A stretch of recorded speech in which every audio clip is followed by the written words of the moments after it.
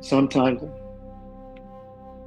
sometimes that energy work that I do on people, um, it's working on their specific energy field, and um, it's also their psychology, because there's certain parts of the body, well, actually every part of the body, if it's not balanced, it's kind of like in a different energy field and frequency.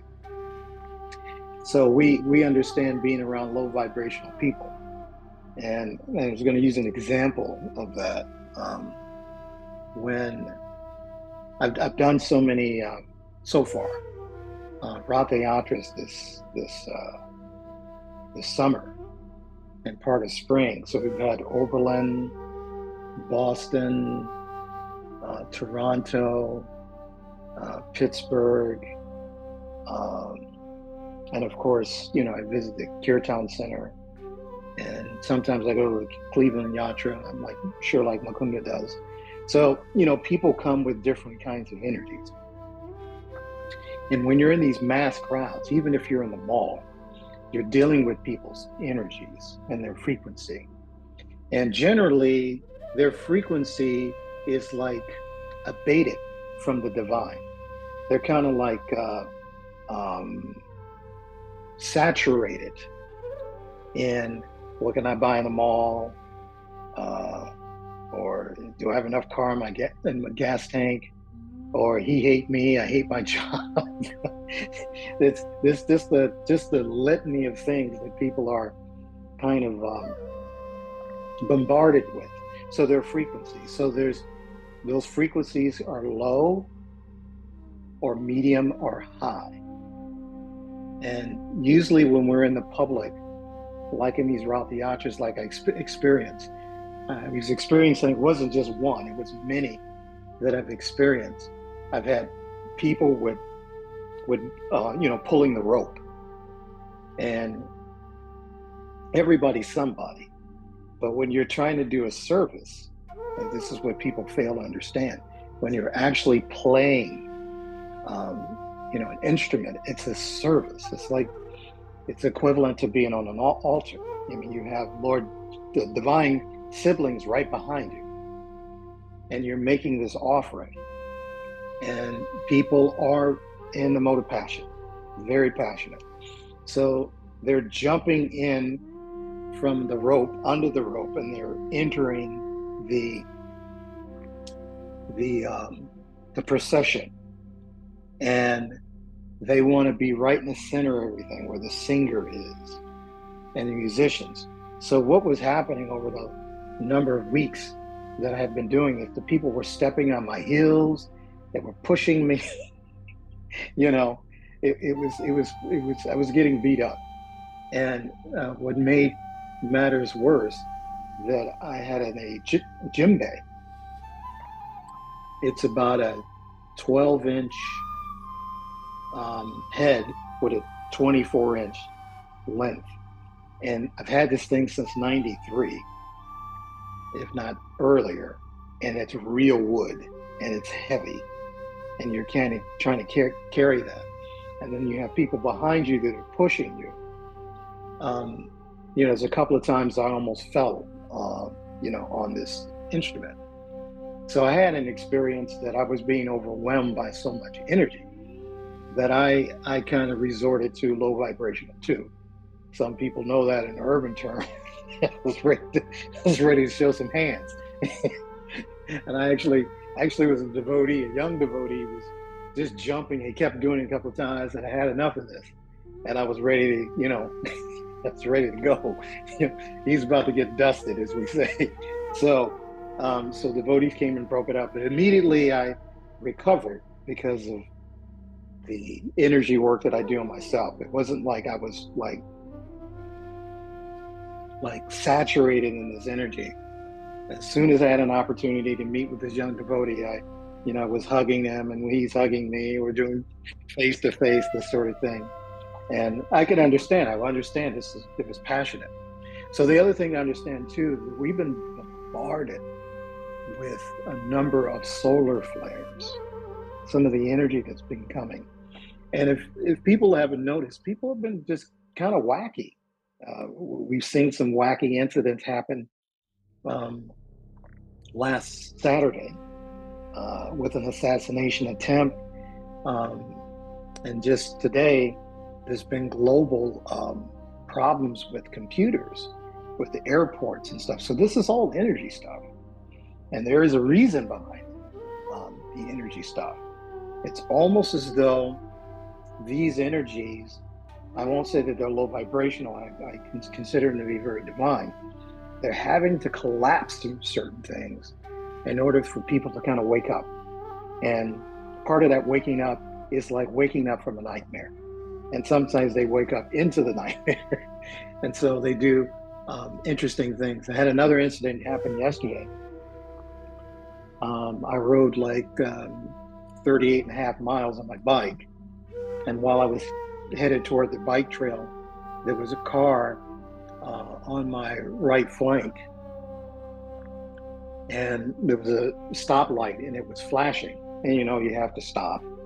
And it's like a stop sign. You have to stop and then wait for the traffic. So I'd stop, proceeded to go through, and this SUV was headed right at me. And had I veered off to the right, I would have got ran over. And I ended up getting hit by this person's mirror, which hit me on my left shoulder. And they kept going. They just kept going. So I was understanding, seeing how this energy is working, this frequency is working on people. And I'm thinking I'm going to go for a nice ride. But we see these energies, and whether we're in the store, whether at work, whether it's on us, we find ourselves or with other people who are very argumentative. So these frequencies are real. And so we have to work on cognition of how we can do the purge without being violent or ready to show people your hands in my particular case. So there are techniques for this. One is, of course, chanting the Maha Mantra. Doing that and sometimes in an isolated space so that you can kind of work on yourself and kind of like, what am I dealing with emotionally right now? And most of the times, for those who have been chanting for a while, these other thoughts are coming in. So you're having to control the thought process or the thought energy that's coming in that wants to interrupt this divine energy that you're trying to connect to. So I'm just trying to propose a different way to think about what's going on when you're doing japa as you're chanting. Because there's this competition with the mind and then the soul and then the intelligence.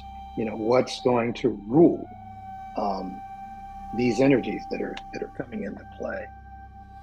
So frequency is very important. Frequency is really essential to understand where you're vibrating. Okay, you may not be the most scholarly, like Mukunda is very scholarly, devotee. But, if you can be very pacified by being in the mode of goodness. And that's a frequency as well.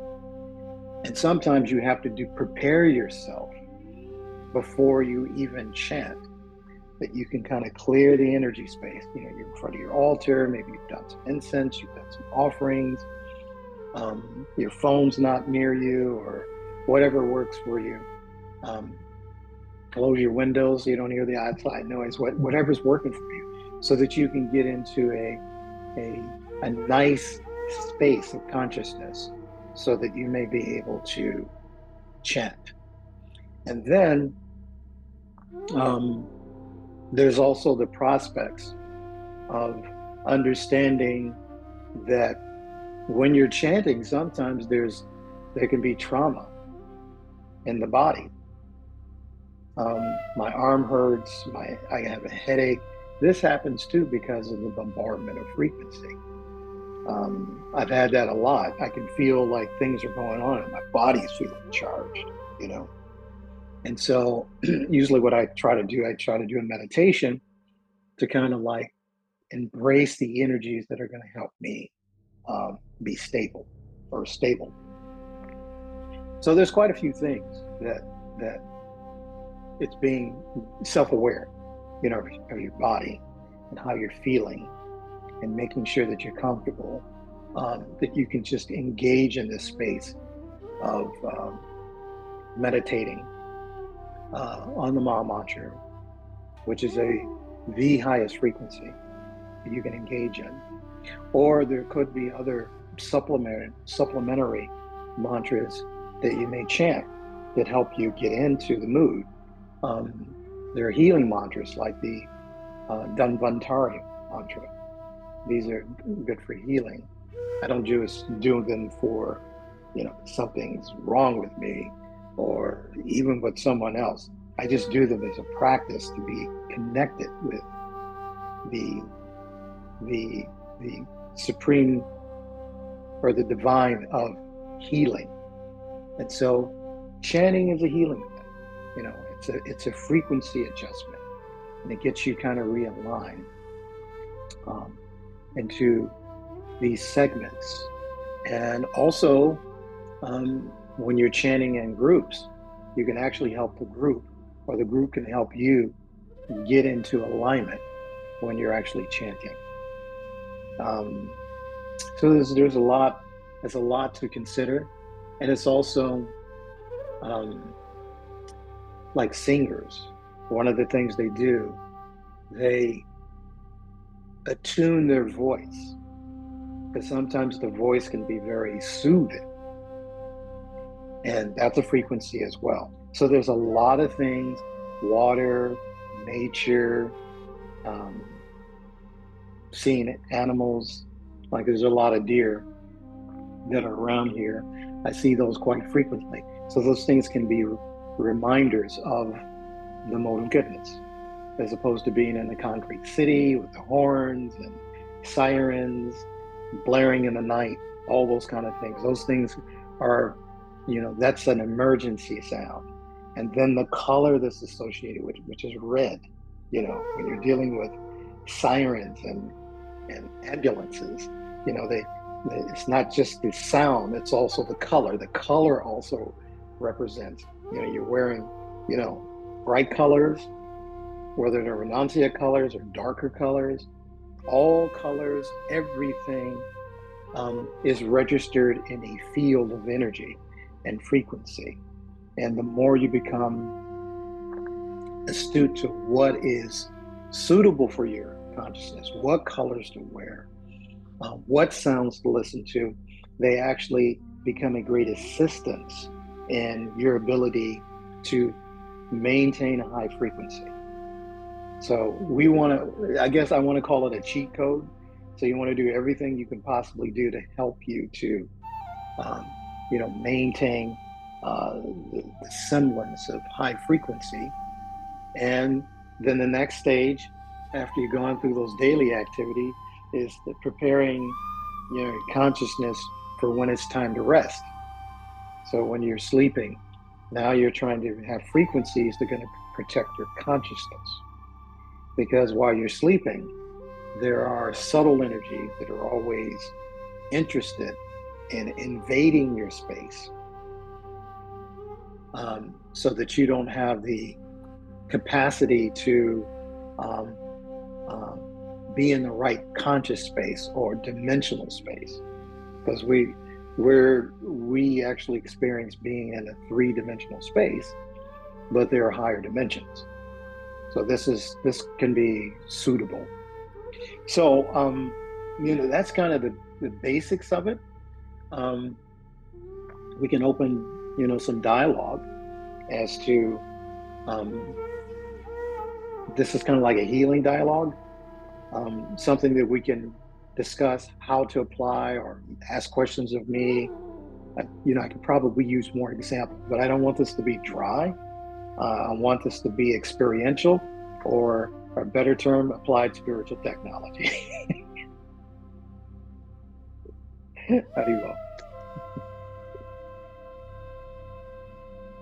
Hare Krishna. Thank you so much. Does anyone have any questions or comments they would like to ask?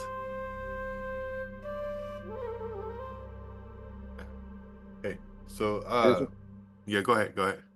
No, I was just seeing my god sister pop on there. I'm pretty sure she has some expertise in this area. She might want to ask a question or make a comment. Hare Krishna, Chandra Das. How are you?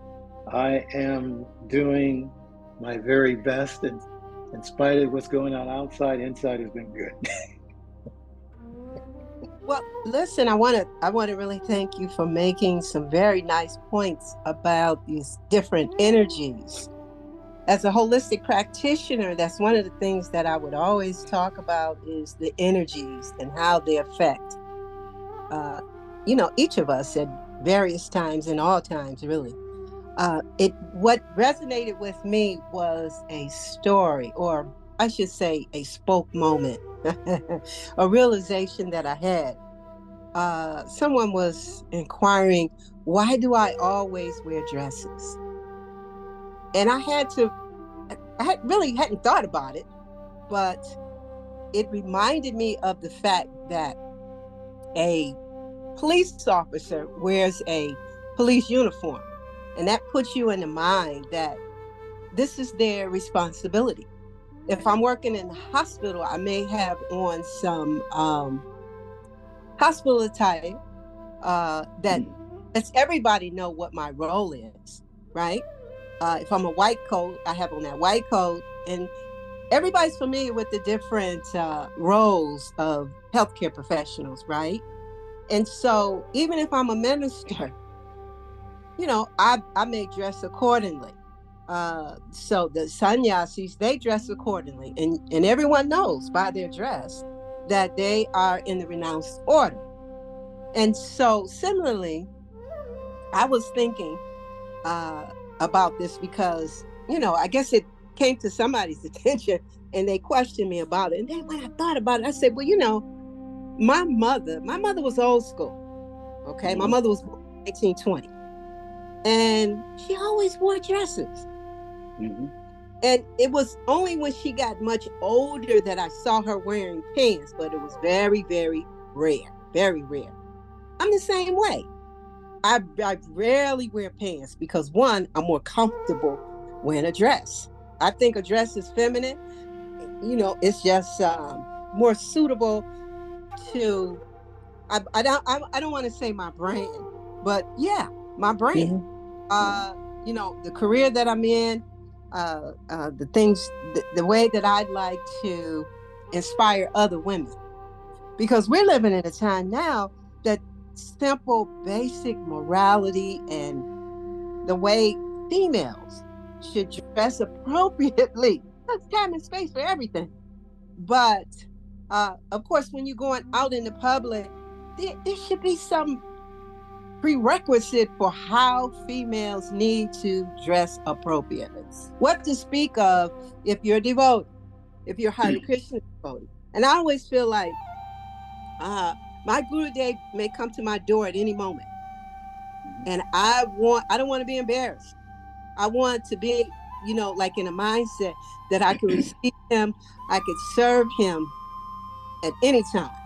So certainly if I'm going out and about, I'm always prepared to share some Krishna Katha.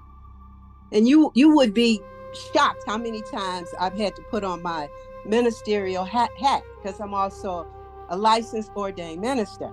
And just random people start inquiring and I see a little opening.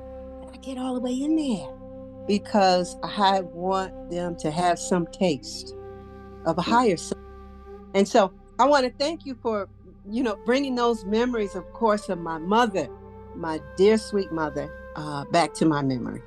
Thank you, Chandra. Hari Bol. Hare Krishna.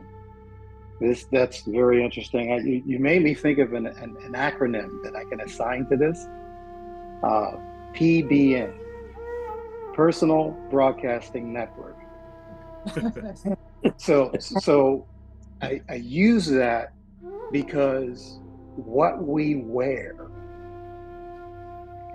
is the frequency we're projecting to other people. And in that frequency, people will tune in to your channel. And then they'll decide, do I want to sit here for half an hour and watch this program? And then ask questions about this program, okay? And everything you mentioned, you know, we can get into the litany of this age of feminazism, you know, that we're in. But you look at the clothing that, well, for instance, the sannyasi color represents, it's one thing to wear things, it's another thing, do you represent the color? Because you can put on anything, right? But do you represent the color? Is it real, your PBN, right? Are you really broadcasting this? And some people wear the color and they really don't represent it. So maybe they're trying to get there. I don't want to say fake it till you make it, but maybe they're doing it as if they have to be in a conscious space. So by engaging, just like when I was talking to someone about doing some particular tasks, and they says, well, I'll try. And I said, remove the word try out of your vocabulary. All you have to do is do. It doesn't have to be good in the beginning. It can be mediocre later. But eventually, over due course of time, you'll forget that the proficiency's there. So you're only required to do, right? Try, get that out of your vocabulary. So what we're seeing, you know, other acronyms like BBL, the fake hair, the glue, people glue their hair on, the bat wing, eyelashes, you know, they're not even representing. So they're at a frequency. They're the frequency of illusion. I want to represent something, which I'm not. We know this is to be Maya, right? And we want, because they're lacking in self-esteem. You know, even when you see, sometimes I see older women that are very girthy, that are wearing leggings, and they're not embarrassed. So they're also in this illusion, that thinking that this is I mean, who are you wearing this for? Because if it's for the opposite sex, they'll tell you, I don't think so. It's not happening. So these are frequencies. These are absolute frequencies. And this is what people are in low frequency. So, in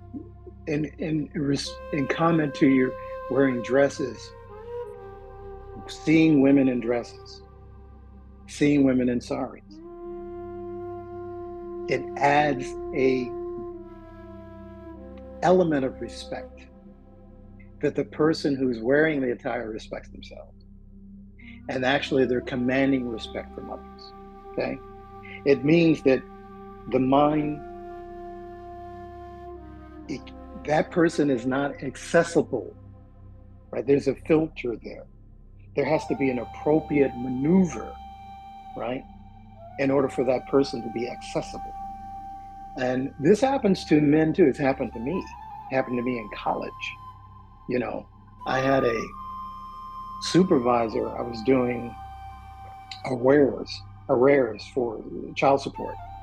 And I would wear my little Cannondale bike shirt, and I had a Cannondale shorts. And they were just above the knee, right? And so my supervisor, she would say, she called me by my Karmi name. She would say, I shouldn't wear these shorts. I was like, huh? I said, well, I have to wear shorts because I'm riding my bike, because I rode my bike all the time. And she was telling me about because it was mostly women I was working around. And then when I paid attention to their reaction, I was like, oh. So I started wearing pants. I wasn't dense, you know, but but it's not just men, it's women too, who can be extremely, and I would say they fit that category of very girthy. It's not all of them weren't, but still, it's because foods they're eating, foods are frequency. The type of liquids that they're drinking, it's a frequency. So all these things that they were doing were kind of prominent to impact the consciousness. So this is why I'm saying we need to surround ourselves. We need to insulate ourselves, and we need to inoculate ourselves, particularly when we're going to work, because we have to, okay, this vaccine, this mantra vaccine is going to work. It's going to work for me for 8 hours, maybe 9 or 10, because it's an hour to get to work and an hour to get back. We need inoculation. So we have to do things. And sometimes by carrying that energy as a minister, as a holistic healer, it forces other people to switch their gear, their frequency, and how they approach you. We have that command. We have that ability. So, but I really appreciate what your self-reflection on your memory and how generationally, because some of us who are boomers, I'm seeing a lot of things too. But I'm like, wow, this era is going. But I find that people are still attracted to those purities that we can promote. And we're not trying to hustle anybody or force them. We're just showing that we're very happy in our space. And what people do, what was that quote Prabhupada said? He said that if you give a man a disease food, you'll get his disease, right? But if you give him prasadam, he'll get Satchitananda Vigraha, which there is no cure.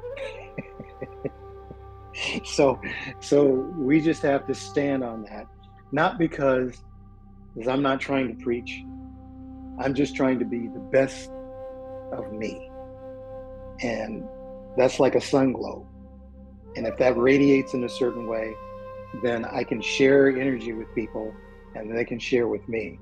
But I'm very careful. I'm very cautious now about the type of association. And I'm even rethinking these Ravi yatras because I needed this week, riding was grounding for me.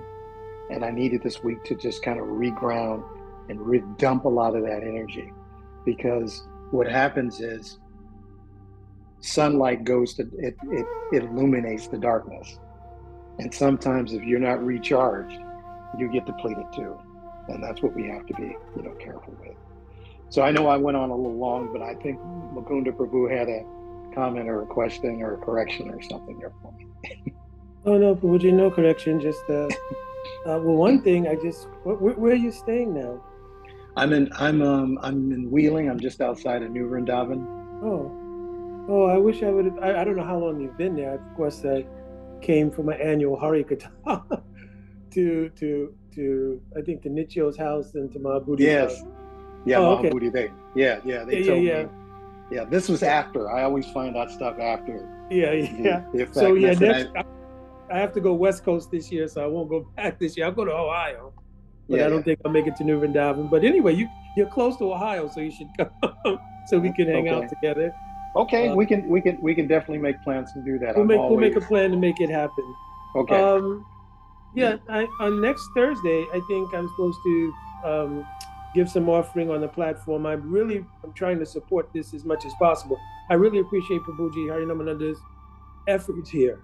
And I'm going to try to spread the word as much as possible. I normally have a phone conference, usually 5 days a week. It's been going on 21 years, amazingly. Wow. Bhumipati is really the sort of ground of all of it. We've been doing this 21 years. But I'm willing to take off every Thursday if necessary to see this grow, because I just really, really appreciate the effort. And I was really kind of inspired. I was thinking about what I would speak about next week.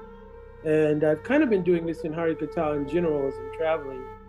And that's on the science, practice, and psychology of bhakti, which is very much inclusive of understanding the energies that are at play in our individual unfoldment in bhakti, right? Because of course all the energies, they belong to God. He has unlimited energies, but how they're working and how we relate to them, it's all an important part of the psychology of the practice.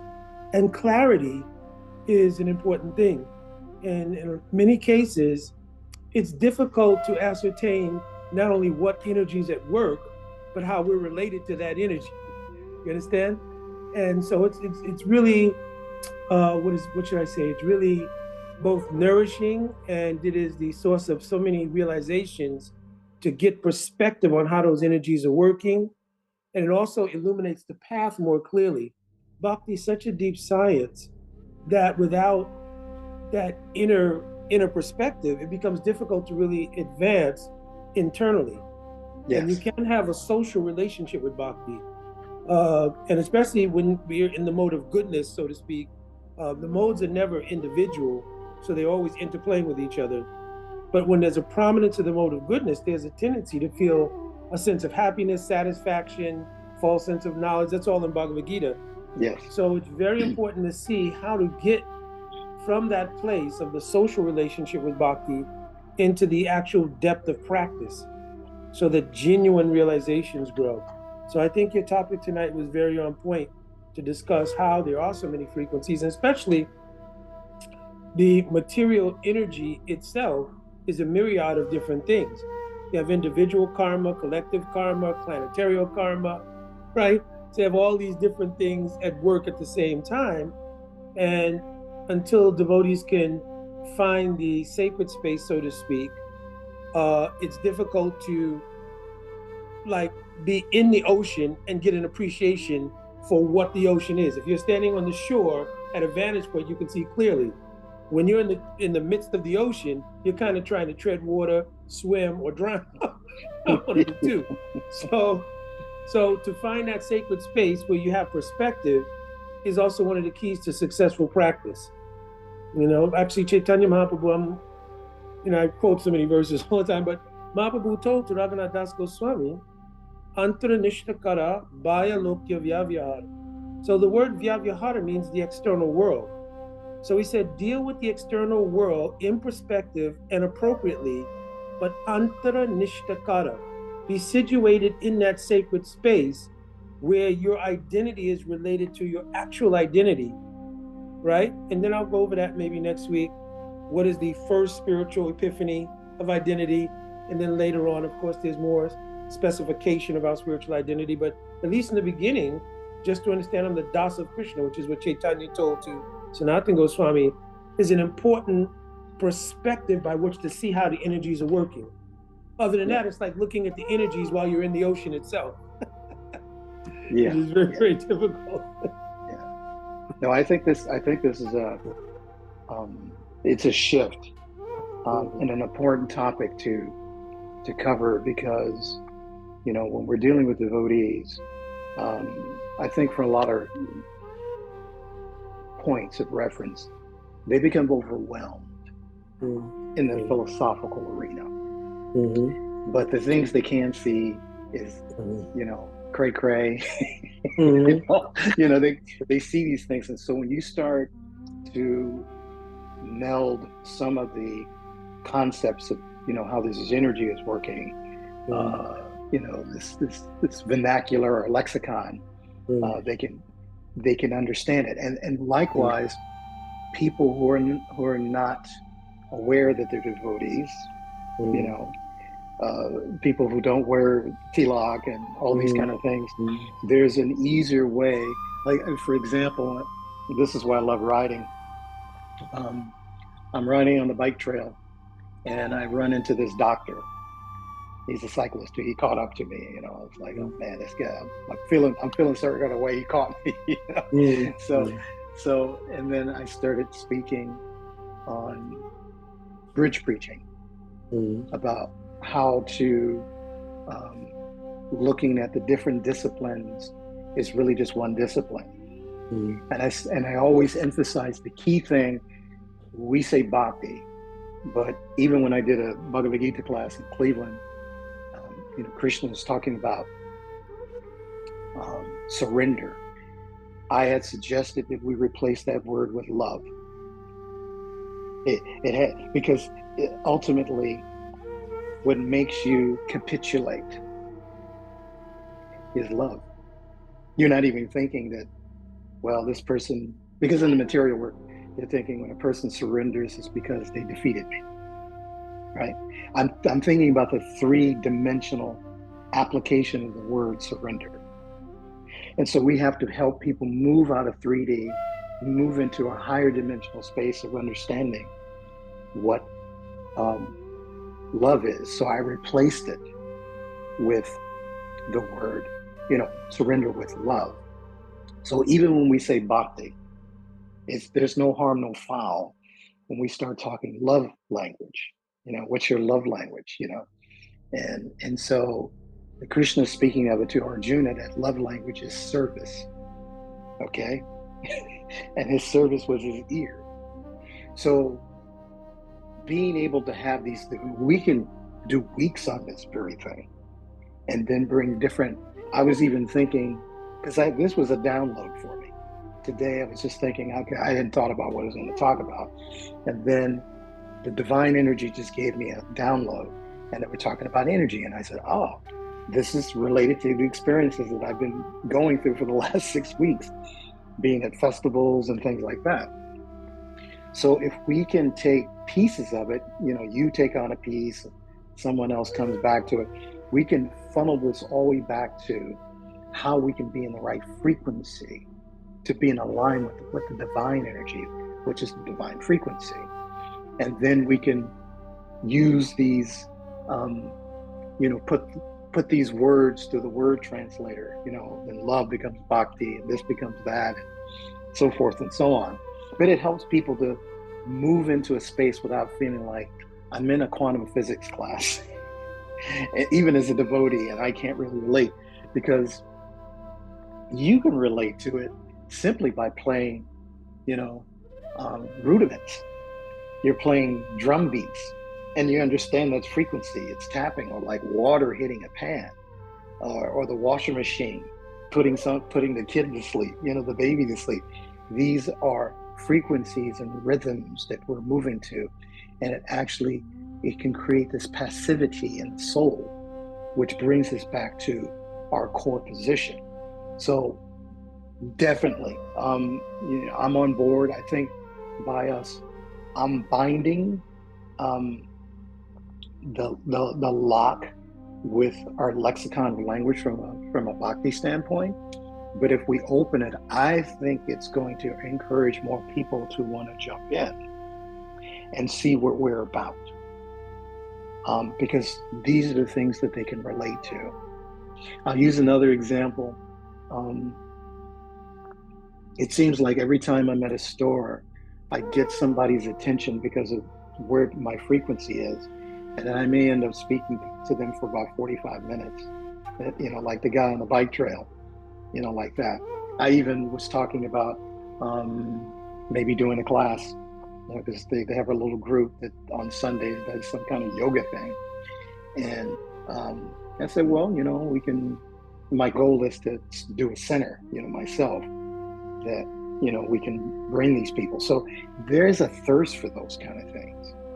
And if we can combine what we're doing with the average Joe or the average Jane, and then pulling into these podcasts, then I can understand, because there's a group of people who are really, really interested in this frequency thing.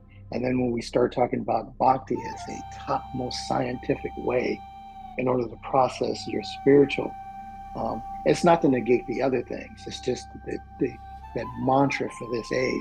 It is so pertinent for destroying some of the lower energies, but you also need you need a blanket, you need a crib, you need you need other things, supportive things, because what can happen is, like you said, you're out in that ocean and you're in the tide all the time. You don't have perspective. You can't see it. Working out. We have hearing, chanting, and then remembering Vishnu Smarna, correct? And we learned that if we meditate on the pastimes, the qualities, and the form of Krishna that actually helps get our frequencies aligned.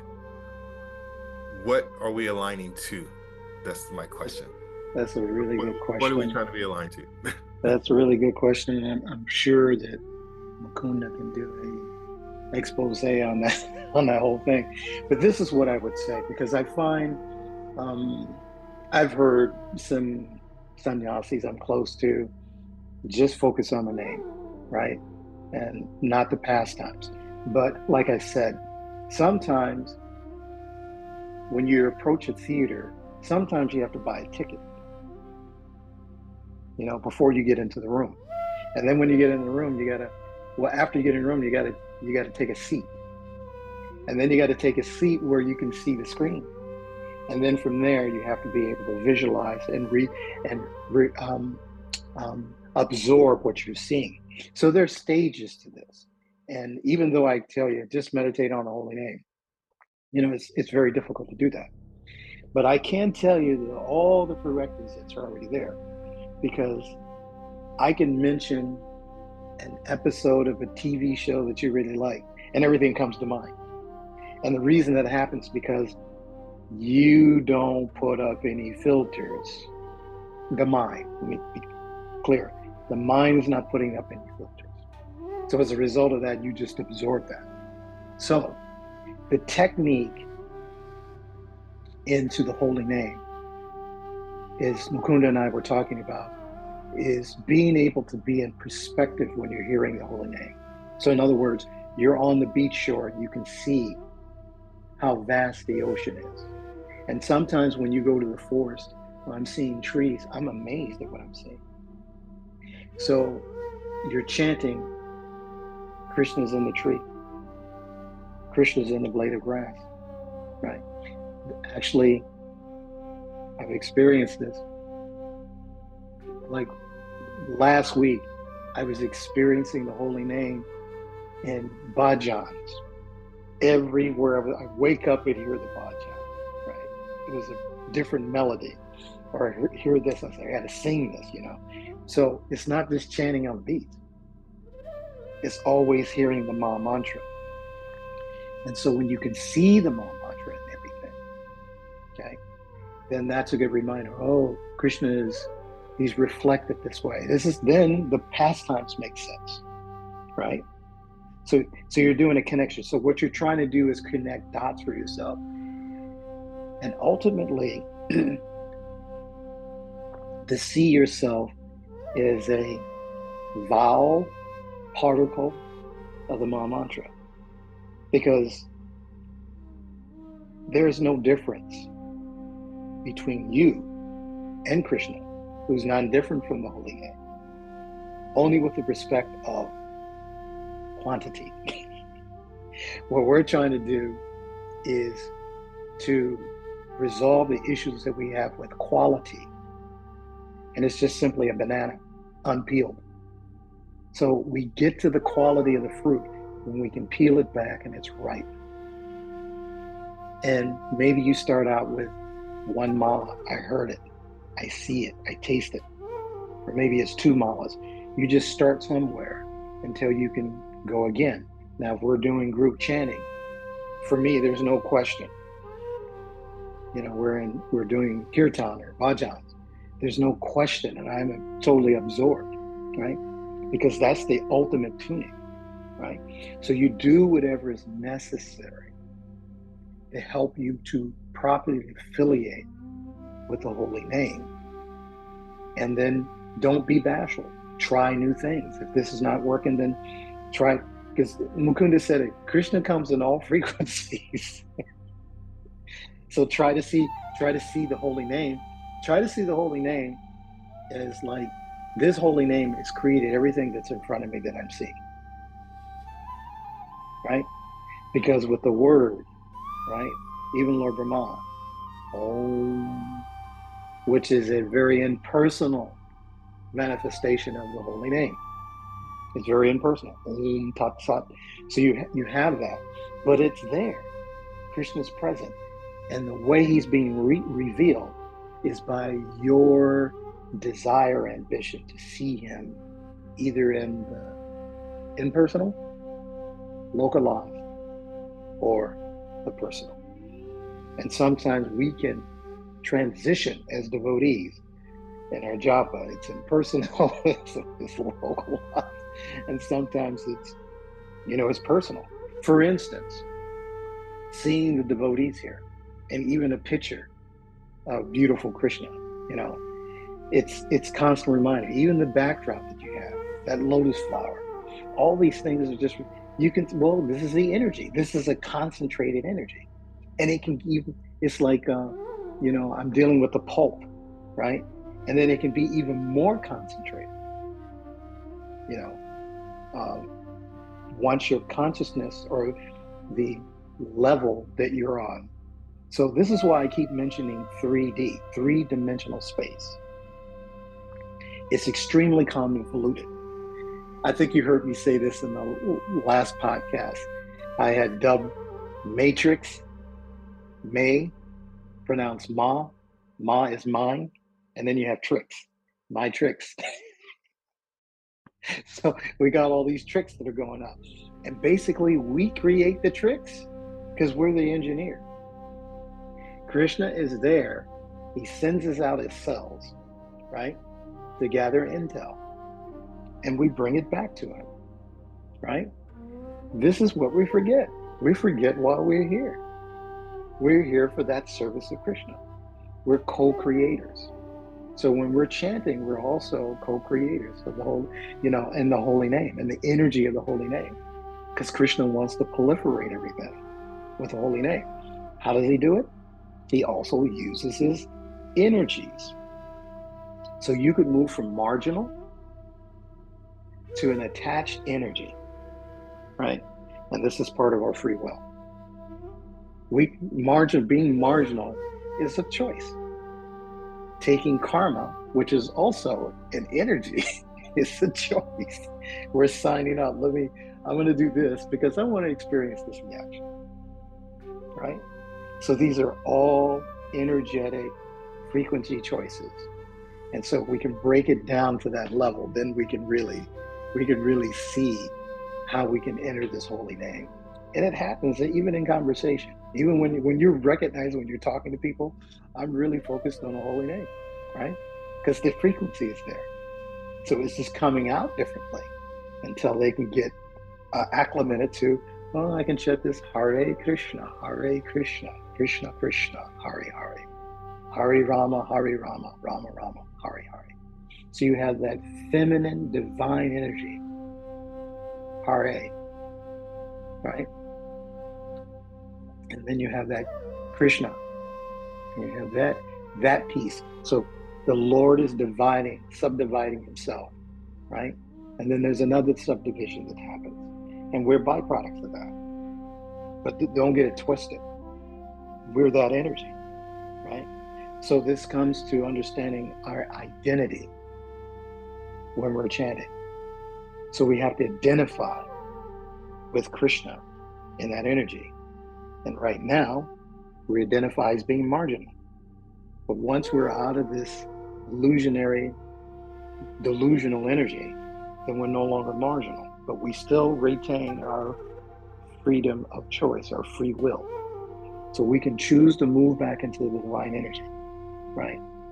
And Nitya Siddhi.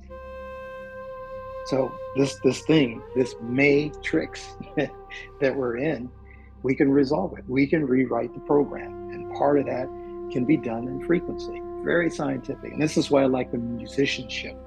I like the energy about being musicians, because they deal in that frequency. They can speak very eloquently and not even talk about the Supreme Lord. But somehow or another, they're on the verge. They're on the precipice of saying there's something great about this. And they haven't been able to identify it yet because they haven't fully pulled back the banana so they can see the essence of the fruit. So I hope that answers your questions. Mukunda, yes. Please jump in if you have something that you can add to that or elucidate. Yeah, I mean, the main thing as far as the practice of bhakti is concerned, I'll give an example. if someone knocks on your door and you open the door, you can see the person's form. The person may say, my name is John. So now you have a name and a form.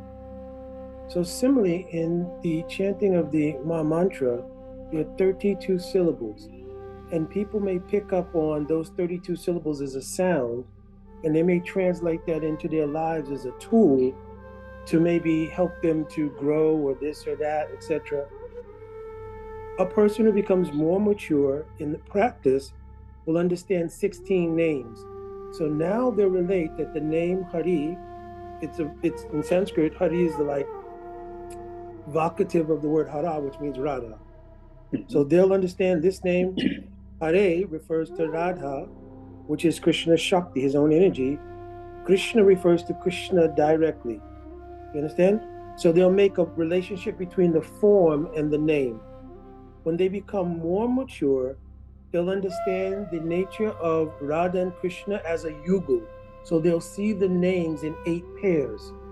It's at that point of maturation that they can begin to understand Radha and Krishna means a lila, and that's when pastimes will come into purview. You understand? Because there's maturation. In the example I was giving of someone knocking on the door, you see the form, they tell you the name is John. Now, you're still looking at them, okay, your name is John, I see who you are, what's up? Oh, let me tell you, I'm Aunt Mary's son.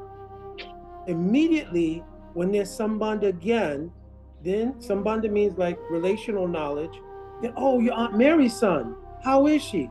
And a whole field of information, experience, everything opens up because now there has been the unfoldment of a relational experience with that person. Prior to that, there could be apprehension, you're not for or against, there's a certain neutrality. But once he says, I'm Aunt Mary's son, is she still, yeah, everything is going well, we still live in this place, and they start to give you the lowdown on what's going on with Aunt Mary, that place. And so a whole relational experience goes on. In the same way, Srila Bhaktisiddhanta Saraswati Thakur said that Hari Nam is incomplete without Hari Katha. So Hari Katha is the revelation of the nature of the relationship that you have. When you'll hear about, like we spoke about Rath Yatra on that Sunday that you came on, you understand? So many devotees, they attend the Rath Yatra, but they don't really know the nature of the Rath. What is the Rath Yatra? You understand? Yes. So you can attend the Rath Yatra and see it as a great preaching experience, which it is. You could see it as a marvelous cultural experience, which it is. Or you can understand actually what's happening in Rath Yatra. You understand? Mm-hmm. So in the same way, it's how we relate to the name. The name obviously is very purifying for the soul and all that, but ultimately, when the devotee comes to Sambandha Gyan, it means they come to a relational experience with the name, and they understand the name with Hari Katha, that's when the name blossoms as what it is, which is Radha and Krishna. And particularly the word Ram here means Radha Raman, because when you come to some maturation in the chanting, the name is also known as the Ashtakaliya Lila. So it's 8 different pastimes of the Lord to take place through 8 periods of the day. You understand? So the first Hare Krishna means something, Nisanta Lila, then the second one means something. So this is a deeper end of our theology, yes. Deeper end of our experience. You understand? But to come to that point, as Chandra was saying, there first is purification. So those 32 syllables, Hare Krishna, etc., that purifies the consciousness. Once the consciousness is somewhat purified, there's a way to identify the name with the form. So in particularly the Archa-Vigraha, the deity in the temple, Hare is Radha, Krishna is Krishna. You understand? And Ram here really means, because that comes in a more mature stage, Radha Raman. The word Ram means Ramateti Rama. It means when Radha and Krishna have been separated and they meet again, this is called Ramana. You understand? Because in Sambandha Gyan, there's also specificity of a mood. You understand? Other than that, the individual identity of the jiva will never come to fruition.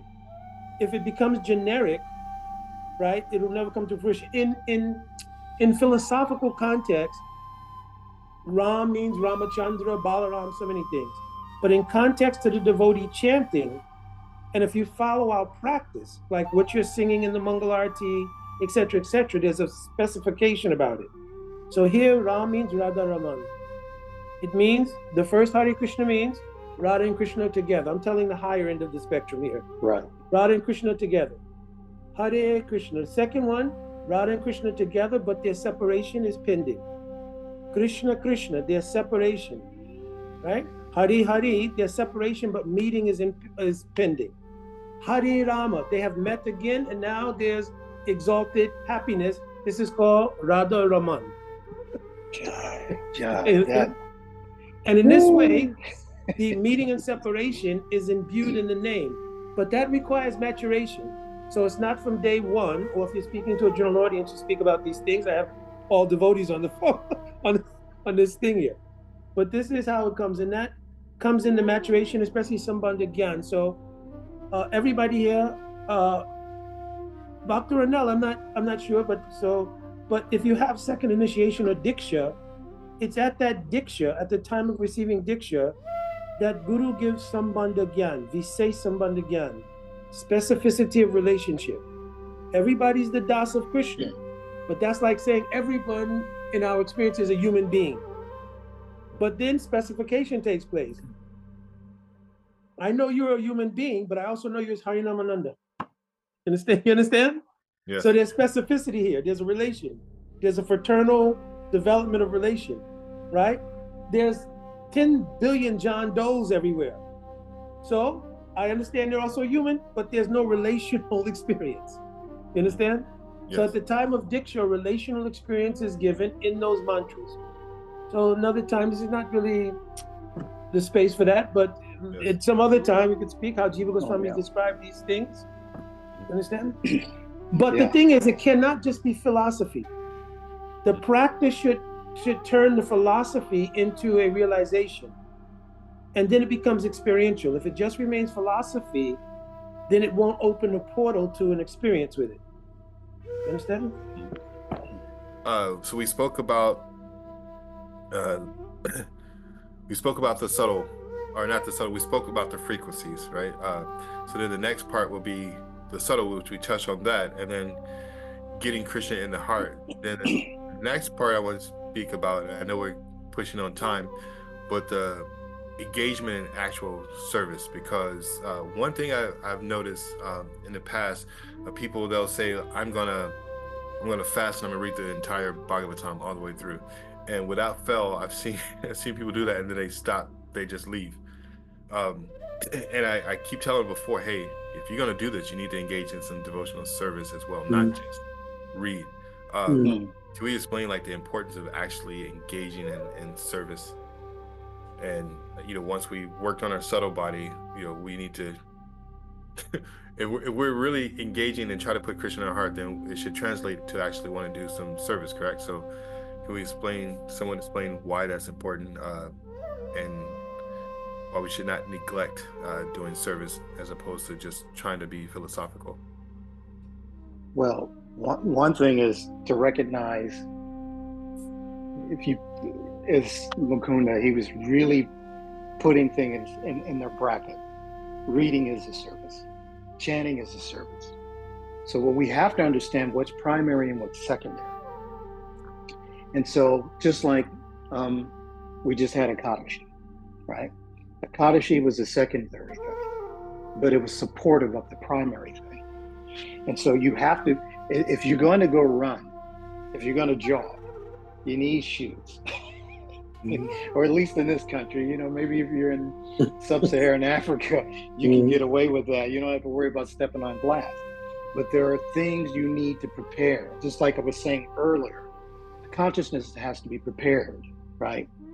Like for instance, well, maybe I should shower before I go to Mangalarti, or maybe before I cook, I need to shower, I need to clean. If I do, there are things that are necessary. Because the soul has to understand the conditions of the body as a tool, just like you have a car. So the car has to have its maintenance in order for it to run appropriately. Because if the car is not running appropriately, then the driver of the car is going to be distracted on mega issues about I got to do this, and now they lose track of what their primary objective is. So that's kind of like the more layman, aspect of it.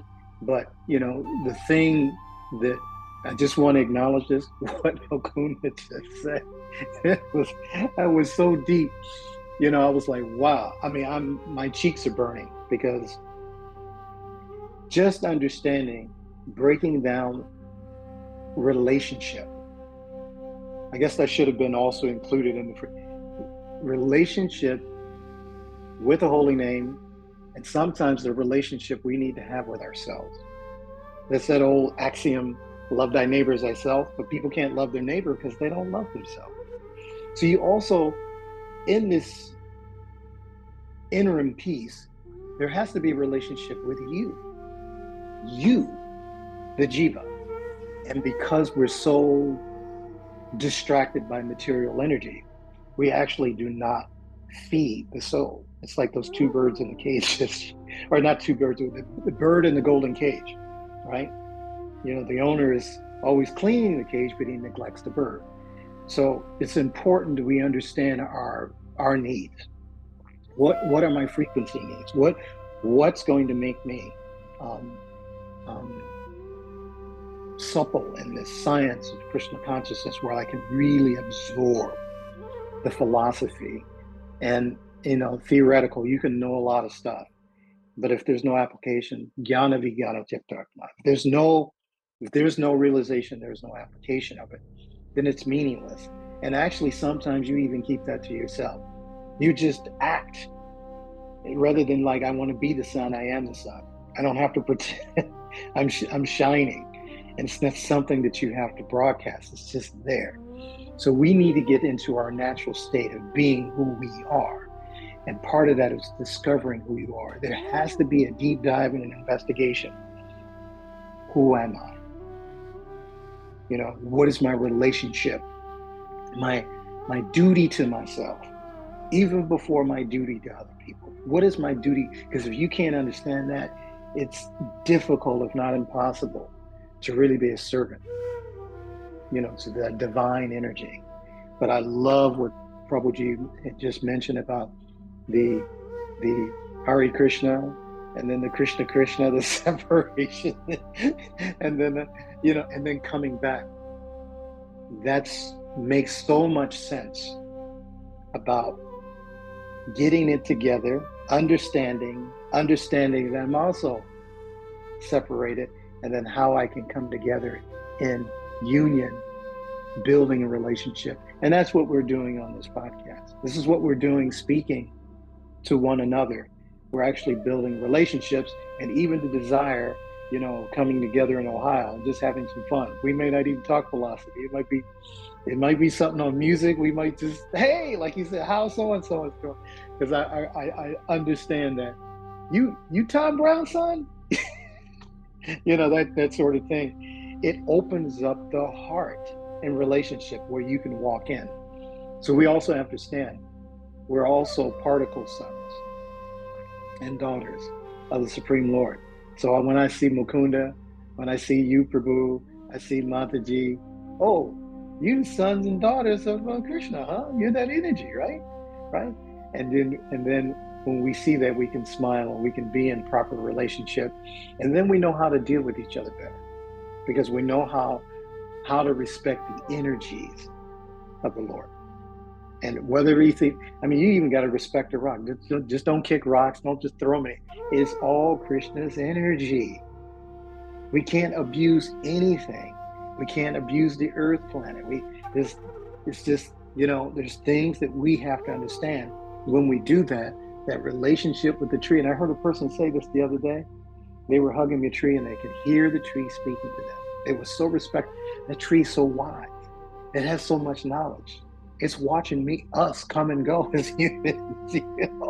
That takes a higher consciousness to recognize that I'm standing on the shore and I'm watching the ocean from afar, as opposed to being in the ocean. As Prabhu used that nice analogy. So I know we're drawing nigh, and there's a lot of material for next week. Thank you so much. Ronell, did you have a question or comment you wanted to mention? I just want to thank you both. Like, this has been truly enlightening. So I'm loving this. That's all. That's my comment. Thank you so much. I did have one more question. It's not even a question, just what are thoughts on it? So I had a meditation years ago. The pure essential fabric of life is a pure and essential love reciprocated between the Lord and the self. How is that even slightly correct? Yeah. You know, I think that also, I want to go back to self-love. See, because if it's not in you, it's hard to get to that stage. You know, you really have to love yourself and love the gift that you have and understand the purpose, because people are walking around, they're doing things and they don't understand their purpose. I was guilty of that. And so now that I'm finding my service purpose, you know, what I'm doing, I've been having a lot of fun. And then I can do things that I used to do and not think it's strange, you know, like keeping my health up and riding and, you know, and doing, I'm being able to share in the way that, you know, I don't have this fortress around my skull that I can't talk to these people, because I did a lot, because I was doing prison preaching for a long time, and I was able to connect with people there, and like family, like a lot of them were like sons, you know, like that. So I was able to connect with them, and so relationship. I want to go back to what, you know, Mukunda mentioned. What's so special about it? I had learned in insurance. This is from A.L. Williams back in the day. He used to say, people don't buy insurance from you. They buy insurance, but they buy insurance from you because of the relationship you have with them. And this is the same thing when we're preaching. People want to come see you and do things with you because there's a loving relationship. But if you're not in love with yourself, you know, it's very difficult to attract others. So this is why we're attracted to Krishna, because Krishna loves himself and he loves his parts. So that's our attraction. So we have to do the same thing, and then Krishna is attracted to us. It's not impossible. It's not a one-way street. It goes both ways. So there's plenty to love about us, and we just have to discover it.